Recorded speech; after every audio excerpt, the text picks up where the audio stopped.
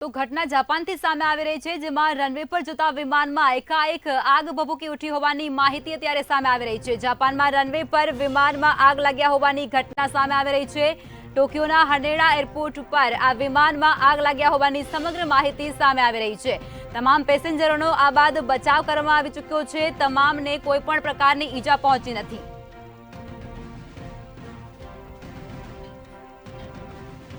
તમામ પેસેન્જરોનો આ બાદ બચાવ કરવામાં આવી ચૂક્યો છે। વિમાનમાં એકાએક આગ લાગી ઉઠી હતી। મોટી સંખ્યામાં પેસેન્જરો વિમાનમાં સવાર હતા, ત્યારે તમામ મુસાફરો છે તેઓનો આ બાદ બચાવ થઈ ચૂક્યો છે। રનવે પર જતા વિમાનમાં એકાએક જ આગ ભભૂકી ઉઠ્યા હોવાની ઘટના જાપાનથી સામે આવી રહી છે। જો કે તમામ પેસેન્જરોનો સમય સૂચકતા સાચવી અને આ બાદ બચાવ કરી લેવામાં આવ્યો છે।